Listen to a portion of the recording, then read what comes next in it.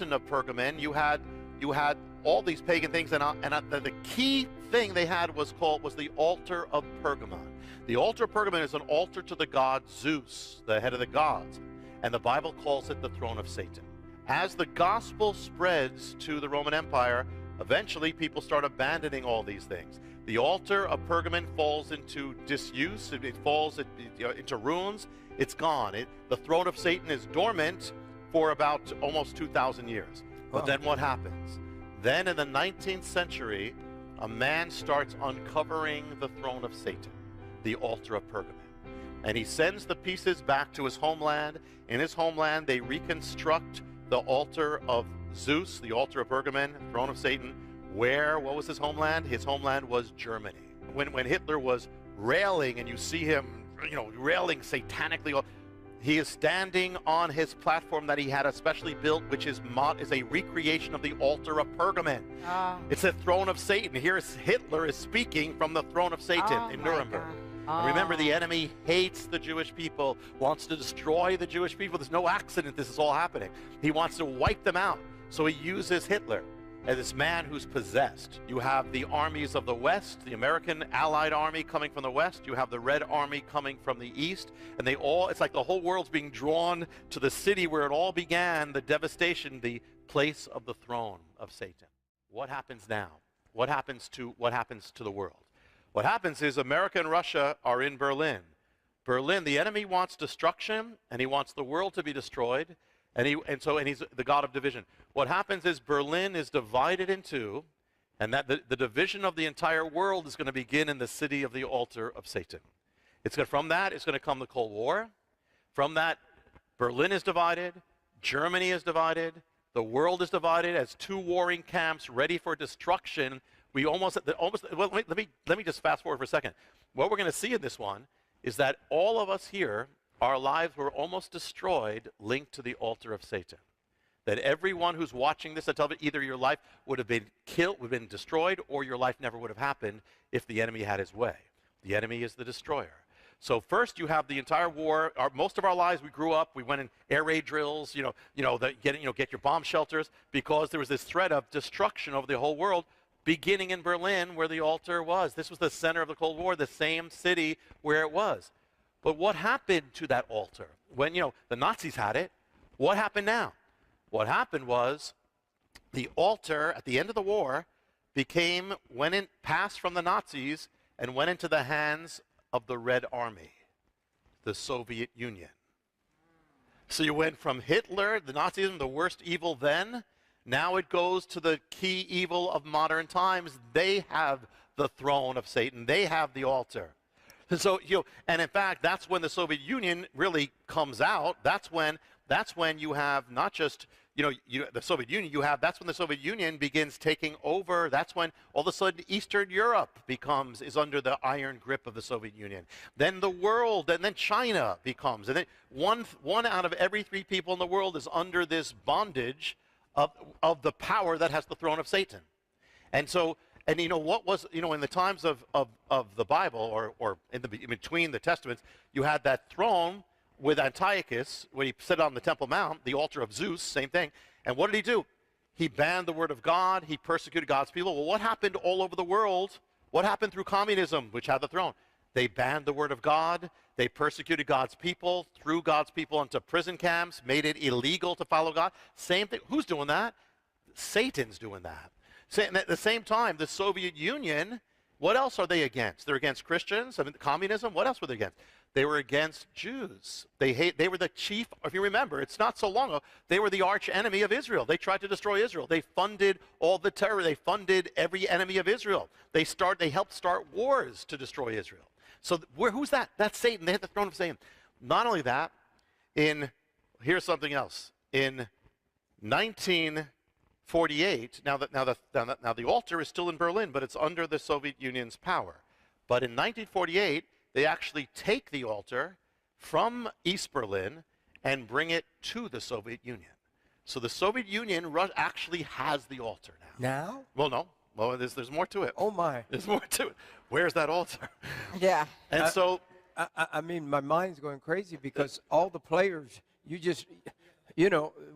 Yeah. We've been there and done that, and it sounds a little bit what's going on in America right now. My God, Oh, my there's God, a lot. what's going on? When we get to the last part, Yeah, that's okay. my brain's Yes. going to explode. Oh here. boy. Okay, Rabbi, keep going. So the year they take it, it was in Berlin up till 1948. Then they move it. Uh-huh. Well, in 1948, suddenly the world is brought to a brink of potential destruction. It's the Berlin crisis. The Soviet Union cuts off Berlin. There's a whole thing going before America. It lasts till about 1949. Now the altar is in Russia. You don't have any more problems like that in Berlin until they return the altar to Berlin, which I'm going to mention in a moment. What happens? But here's something else about communism. Marx. There's something about Karl Marx. Karl Marx was the son of rabbis. At one point, he considered Christianity, but he rejected Christianity. And he did something. Now listen to what Karl Marx wrote. He wrote kind of a poem. Listen to what he wrote. He said, "A God has snatched from me everything. Nothing but revenge is left to me. I will build my throne high overhead. Cold, tremendous shall its summit be. I will build my throne high." What does God say that the enemy said? He said, "I will ascend into the heaven. I will exalt my throne." That's what it's like Satan is speaking, as he spoke through Hitler, is speaking through Karl Marx. I will build my throne. And then what does he say? He goes on to say in what Marx wrote, "The prince of darkness has sold it to me, this sword. He has sold me a sword. And it beats the time, it gives me the signs, ever more boldly I play the dance of death." And then in the poem, Marx speaks to humanity. He says, "I have power to crush you. The abyss yawns in darkness. You will sink down, and I will follow, laughing, whispering in your ears, descend, come with me. I bring the world to ruins." What does the Bible say about Satan? It says, who is this one who destroys cities, brings the world to desolation? So here now is the next move of how you take the Bible is real, it's serious. When it says something about the devil, it's real. And so here you have that going on. Now, what happens? What happens? One other thing here. There's a boy who is born in Georgia, not our Georgia, but their Georgia. His name is Bessarius Yugashvili. He joins the Bolsheviks. He drops his name, and takes up the name Man of Steel, which is Stalin. Here is now Joseph Stalin.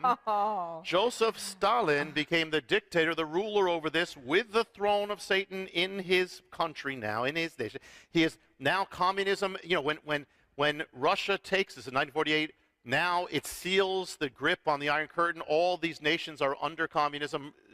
Stalin is ruling. He's killing millions of people, throwing Christians in, hating the Jews, all these things. Here's the thing. The altar of Satan was unearthed in 1878. Joseph Stalin was born in 1878, the same year that the altar of Satan comes back in the world. A little baby is born who's going to be used of Satan. And so now, what happens here now is another thing. We said that the altar of Zeus, or Pergamon, was an altar of burnt offerings. It's the altar of, and the word in Greek is Holocaust. So we've got the Holocaust with Hitler. Now it's in the power of the Soviet Union. And there's one other phrase that's used. When you hear the word Holocaust, there's two applications. One is what happened to the Jewish people under Hitler. The other phrase is nuclear holocaust. So Satan is bent on destruction and burning and fire. What happens? The year after Russia gets the altar, they get the power of nuclear holocaust. It becomes, now the world is armed, and most of us grew up with the threat of nuclear holocaust over. The enemy would want to destroy every person in this room, everybody watching. And so here begins this new age of that. Now what happens is, now in 1958, Russia returns the altar to East Berlin. Still under their control, but now it's back in the city that it was. All of a sudden, there's been no issues, no conflicts in Berlin, but all of a sudden, in 1958, all of a sudden there's another heating up.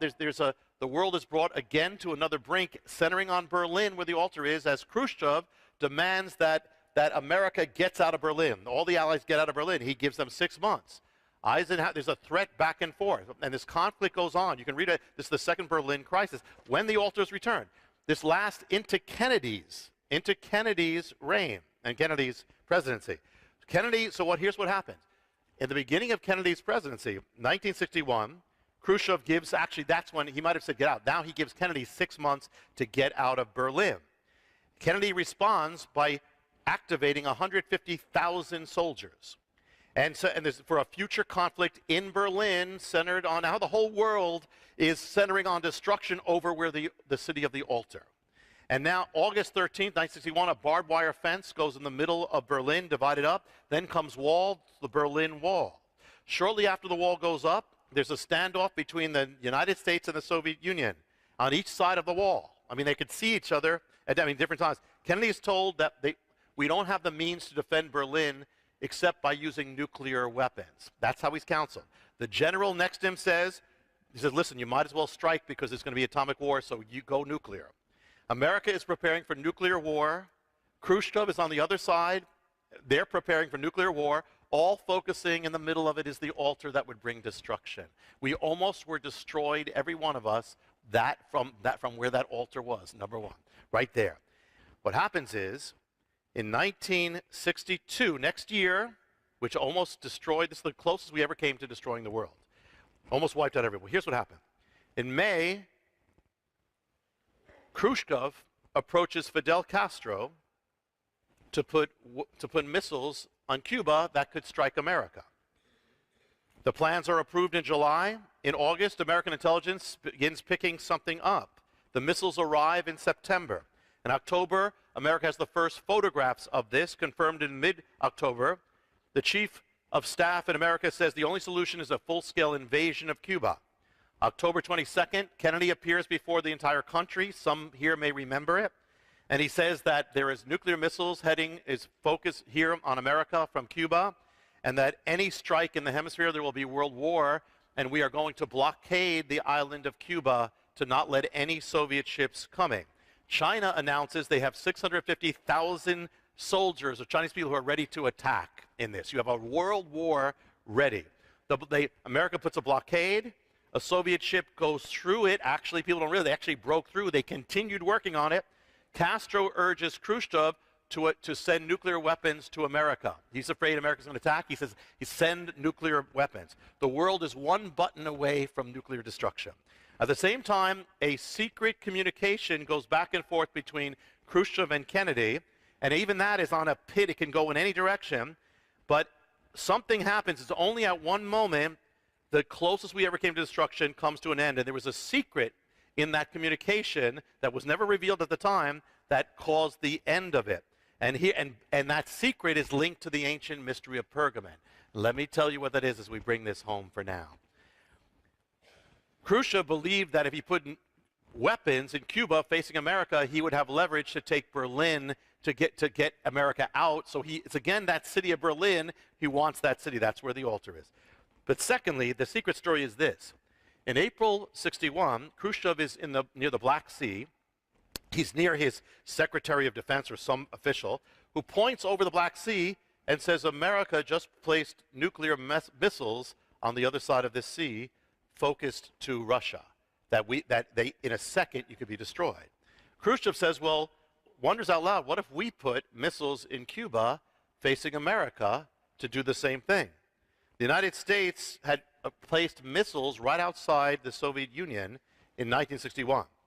And so here's what happened. So in April, that's when Khrushchev says, let's do it. Then they put the missiles within months, and he makes the decision next thing. So the crux of the secret communication was Khrushchev said to Kennedy, remove those missiles here, and we will remove the missiles there. Kennedy said, we'll do it, but the condition is it will not be made known. We will take it out, but it'll be a secret. So that's what happened. So now here's the thing. The world was almost destroyed by missiles that were never launched, the missiles in this place that were focusing on Russia. Where was it? Where were those missiles that almost destroyed the world? The missiles were in Turkey, the land of the altar of Pergamon, the place where the throne of Satan had always been. The Soviet Union had the altar of Pergamon. This was now Turkey, the place there. Where in Turkey? Turkey has like 80 provinces, 80 states, so it's a lot of small things. They were placed in one small province, the province of Izmir. Izmir is the province of Pergamon. Oh. The missiles that almost destroyed the world were in the throne of, where the place of Satan, in the region of Pergamon. But not only that. Not only that, and here you have, what is the altar about? Holocaust, fire, destruction. Here the missiles are there in the land of that. But here's one more thing. What were those missiles? The missiles that almost caused us to all be gone in the place, in the region of Pergamon, were called, they had a name on them, they were called the Jupiter missiles.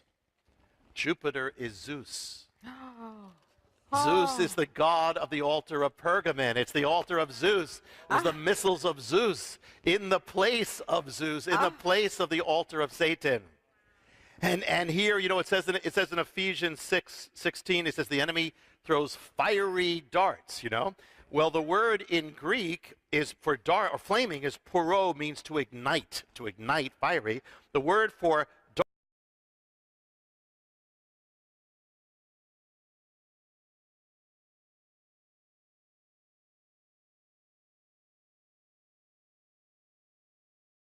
the whole world. I mean, and we've just, there, you know, you see how real the Bible is. How real, you know, people, when God, you know, when I came to the Lord, and people said, I said, okay, I believe in God, but Satan is real, so real, and you have to ignore history, ignore the Jewish history and all that. It's real. There's a real force. So let me just bring, another time we will bring it forward to what's happening about the end times and this altar. But before that, let me just give a word from this, quick word, and that is this. Number one, what does it tell you?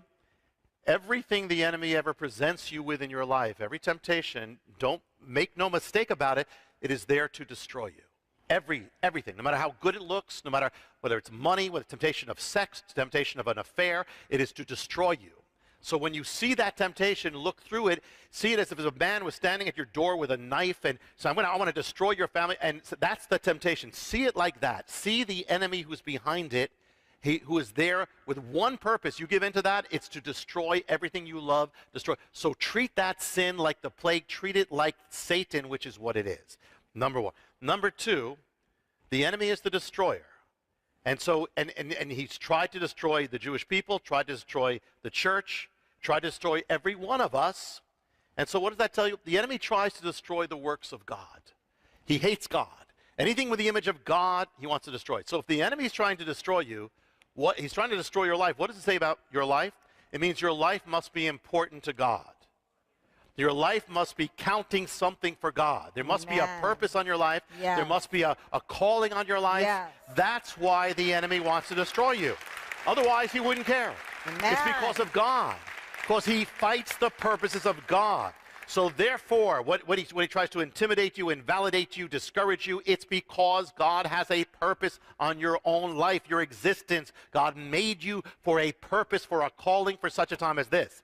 So wage that war. The Bible says don't abstain from these things which are warring against you. Wage your war against that sin. Wage it with fury against that fear, against that habit, against that entanglement, by the power of faith and the power of love, the power of the God of life, the God of Israel, because when all is said and done, everything the enemy tries to do in the end comes to nothing. When you stand, and everything he's tried to do to destroy the church, the Jewish people, and the world could not do it, because the God of Israel lives. The God of our lives is alive and well. Amen. And serve him, and you'll be on the winning side. Stand strong in the power of his might, and you'll win. What so many people, when you see the altar of Satan, I mean, he allows it to get dug up. Yeah. They move it. Yeah. And it's like evil moves with it. Yeah. You know, I've often asked people, I said, do you know there's a God? Do you believe in it? You know, people that I didn't know for sure. And people say, well, I'm not sure there's a God. But you know what? every single person I've ever asked, do you believe there's a devil? No matter what their faith is, they always say, oh, yeah, I know there's a devil because he's after me all the time, or something like, they'll say something like that. Yet we know you have such amazing evidence of the throne of Satan and what effect just that had on devastation of evil. And as you're going through these, and we won't take time to go into this detail, but one of the nothing events that took place in the last few weeks was Russia has declared war. They ordered us out of Syria. So here they are. You brought us through Russia on your little tour here of this evil situation. What's happened in Germany? Germany, their stock market has crashed. Quarter, as I've been told, has been wiped out. And desperate times. But Volkswagen is under one of the worst scandals in the history of the car industry. And their stock market, their stocks are crashing. Did you know Hitler came back to life this last week? Did you know that? No, I didn't hear that. Yeah, they're doing a mock-up or a play or a video, I think it was on a television show. And so they had this man dressed up as Hitler. Oh. And he would walk the streets. Oh, my goodness. And they wondered, and so they filmed from afar. They wanted to just see what the reaction of the people would be. Do you know the biggest share of the people went up and embraced him? Oh. And said, we want you to come back. Oh. We want you to establish the camps again. Oh, my I'm serious. goodness. Have you not read it? I haven't read it either. And I'm so into the news. Oh, no, it's a piece of news. Oh, I have to see this. There's things going on all over the world. There is a shaking. There is an unsettling. And believe me, all the stages are set for world events to take place right now. Yeah. Yeah. And I thought you were going to mention, but the other thing that happened is in America in this time period, a giant statue of Satan went up in Detroit. Went up. What does that say where we're going? And look at where we're going. You want to know the influence of the enemy? Look at where we're going. If you study the Word, you will become a believer. You want to understand what's happening in the end times, what's happening in our culture. One of the clearest things that will give revelation is picture gray, and gray is made up of black and white, but it's blended. So you all see it as gray, but now the gray starts going to one side, it's going dark. Here, it's split. The gray is disappearing, it's splitting back up into what it's made up of, okay? Gray is ending. One of the dynamics of the end times is the ending of gray. The grays disappear. It's not just about, there is about darkness, but it's not only darkness, there's something else. But let's start with the darkness. Imagine gray, and then it's splitting up into what it was. It's polarizing. It's becoming dark on one side. Well, if you look at America, look at the world. You look back then, for instance, back in the 50s, 60s, or early 60s, about 5% of households, a child was born out of wedlock, 5%. Now it's approaching 50%. You've got gray, now it's becoming dark, black. There was always pornography in America, but it was in a red light district. It was under wraps in a in a bag. Now it's one click away. Now you have that then. Now you have 2 out of every 3 men are watching pornography every month. 2 out of every 3, 66% about that. Went from gray to now to dark. American television, look at it in the 50s, Leave It to Beaver. You have these things that are, imagine I said if somebody was back then, here's a test, watching Leave It to Beaver then, and they turn on in 1950s, instead of getting Leave It to Beaver, they get what's on television now. Huh. They would be shocked. They would be thinking it's the apocalypse. You know? Yes. But Totally. that's what's happened here. And so one of the things here is this: when in the times past, the dark was still there, but it's being tempered like gray. It's being tempered by the white. It's being held back. Mid-century America, you always have sin, but it's being tempered by the gospel, by Judeo-Christian. It's all joined together. The culture has a joining of Christianity. But when you take away the gray, the dark comes out blatantly. It goes from being subtle to becoming blatant to becoming brazen. That's what we're watching. So, for instance, you had atheists back then, but they were kind of in the closet. Now you have atheism. You had people who might mock God, but they were pretty much quiet because they knew. Now they're all over the place. You had sexual immorality in the closet. Now you have it all over the place. You had all these things. You had, the unsaved part of America was unsaved is always off, but now you see how lost it is because it's revealing. The grays disappear. It gives you clarity on what is happening. But there's another revelation about this. In the time of gray, it's not only that the white tempers the black or the dark, but the black tempers the white. Now, let me tell you what I mean. In past times, you had America's culture was, quote, Christian. You had a Christianized culture, but you also had a cultural Christianity. And so what happens is in those days, you have things, but it's kind of all gray. Everybody's considered a Christian. Everybody's a Christian. Everybody's Judeo-Christian in some way, one way or the other. But what happens is, as it starts breaking apart, as the dark goes this way, and the other goes this way, what happens is it becomes clearer and clearer, and what happens is the middle ground starts disappearing. The gray disappears. That's the middle ground. So what happens is, as the middle ground, it means that cultural Christianity is disappearing. Nominal Christianity is disappearing, because what it means is you're ultimately either going to be totally radically Christian or anti-Christian, one or the other. That's what's happening. That middle ground, and actually if you look at the numbers, it's nominal Christianity that's losing the most right now. And so what happens is, like example, politics. And this again, I'm just touching, but this principle explains so much stuff. Politics. If you go back in the 1950s, 60s, you have the Democrats, Republicans. Both, there are differences, but both, as far as Christianity is concerned, both consider themselves to be Christian. Adlai Stevenson said we're a Christian nation, liberal, and so they were all. Nobody was for abortion illegally. Nobody was for homosexuality legal. Nobody. It was, but you had it all. But it was all kind of gray. It wasn't like radical Christian. It was just all kind of. Today, you look at the election, and you have one party that has become increasingly taking stands against the Bible, anti-Christian. You have the other party, almost in reaction, became more Christian, at least I'm not saying our faith is not in a party, but that's what happened. It became a reaction, so it became polarized. You look at that. You have the candidates who are saying, abortion, all these things, and then you have on the other side, you have several candidates who are saying we're born again. You didn't have that so much before. No. You're watching, it's a polarization. In the past, you had Billy Graham was doing the presidential, inauguration. He was there. Yes. Yeah. He wouldn't be allowed today. No. And that shows you, because if you look at his son Franklin, he's not allowed. No. That shows you it's where the country has gone. Back then, hey, we're all Christian, we'll all have that.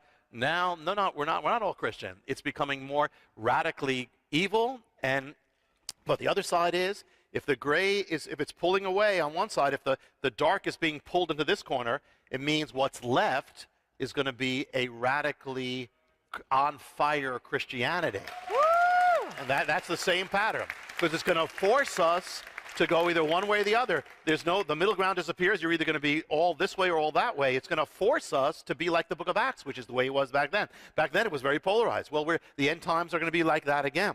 So therefore, the middle ground's not there anymore. You see people will switch, like in 1 year, a politician will say, I'm for marriage, I'm defending marriage. Next year, they are totally against it. There's no middle ground. It's radical. Yeah. And so what that means is it's that a gray Christianity is to be disappearing. Just like a gray evil, if the evil is removing the grays, that the people of God have to remove the grays. The evil is removing the grays to become radically dark. That means the people of God have to remove the grays to become radically good, radically bright, radically on fire. So gray Christianity will be disappearing. A gray gospel will be disappearing, because it's going to be, even watching how some churches, they're going totally with abomination. They're totally, because that's what, maybe they were always off, but now it's being revealed because the grays are disappearing. There's no gray ground anymore. It's disappearing. And so God is calling, the end times are to be times of darkness, but of great lights in the midst of the darkness. People who are unmixed. God wants us unmixed by sin. He wants us untempered by compromise. He wants every gray area, every unclear area removed. So we will live a gray-free faith, walk a gray-free walk, believe with a gray-free faith, live a gray-free life. God is allowing the grays to disappear so the lights of God can shine like candles in the dark. Amen. That's what the time is. Wow. The flip side of us moving out of the gray is what we're watching in the world, moving out of the gray for bad, for dark, where that's the other side of forcing us to move out of gray for right, for light. Exactly. That's it. It's the same thing. It's going to force us to either fall apart or become great. You know, these are the days that produce the greatest believers, always. These are the days that produces Corrie ten Boom's, produce Apostle Paul's, produce, you know, Isaiah's. These are the days. God is calling us to go from good to great. I mentioned this while you were here this week.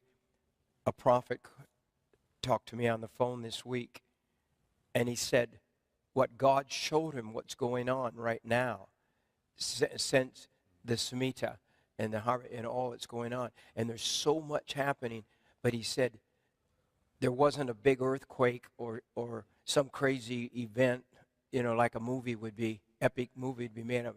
He said what God is doing is he's revealing basically the gray.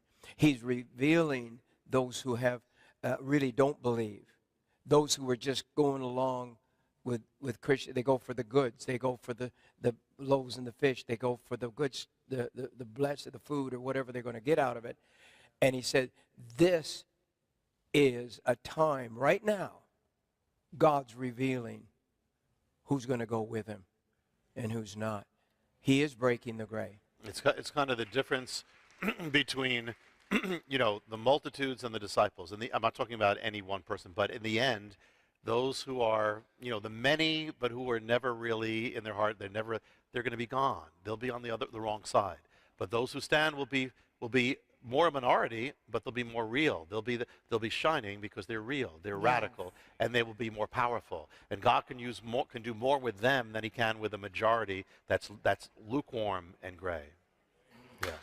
Yes. And I think it says in Revelation that, you know, that Jesus, he doesn't want us to be lukewarm. He will spit us out of his mouth if we are lukewarm. So that means to be out of the gray. You better be all the way with him, or, hey, you know, if you want to go the other side, then that's, you know, whatever. Yeah, it says, and Daniel says, in the end, the righteous will shine like the stars of heaven. That's what God's looking for, stars. You know, it's interesting. The symbol of Israel is that menorah you have, which is the light that not shines in the light, but it shines in the darkness. Actually, could we have the golden one? Yeah, this is the symbol. This is the light of God. It does not shine outside. It shines in the dark. The light of God shines in the dark. And the end time believer, this is what it's about.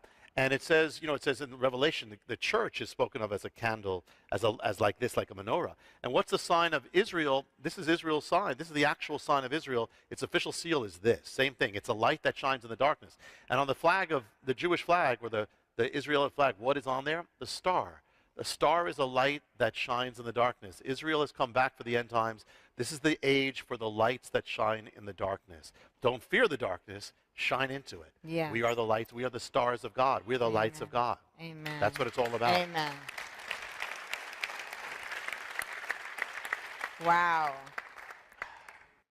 You know, over the years, millions would go along with religion, but they weren't religious. They weren't real, yeah. They would come and endure a prayer at a political meeting or a public meeting or anything. But now, all of that is being removed. That's right. And as we see, I mean, a few years ago, we talked about Merry Christmas, and we're back in the Christmas season. And it was against the law. I mean, even, you know, and I'm not anti-Walmart. I'm not try not to be anti-anything. I just love Jesus. But I'm anti the things that destroy the freedom of religion in the message of the gospel of Jesus Christ. But they literally outlawed Merry Christmas. I mean, I went through it. I saw it. I know the greeters there, and they told me, my friends that greet at Walmart, they said, we're not allowed to say Merry Christmas this year. And this was a few years ago. And I said, you got to be kidding. And I just said, I'm not going to tolerate that. And so, you know me, I went crazy on TV, and a few other people did. And literally, it wasn't my doing, but it was all the Christians that went in and said, we're not even going to shop at Walmart. I wouldn't shop at my favorite store in the whole world. Well, there were if they're several if they're going to say several several retailers. Yeah, I know, but all the catalogs took Yeah. Jesus out. They took all Christmas out. Right. Not even and I'll guarantee you this year you won't find a Christmas tree. If you do, in any catalog, it's a holiday tree or something like that. But it's just take it. But for a while then we pushed back. And this year I'm sure Walmart's going to allow Merry Christmas because they found out an awful lot of Christians weren't going to tolerate it. But we have tolerated so much. Well, so how about if we stand up for more than a Christmas tree? How about if we all stand up together as believers in the Lord Jesus Christ in love, and we stand up together and we do the right thing. We vote. First of all, most Christians don't vote. Vote. Amazing. And Yes.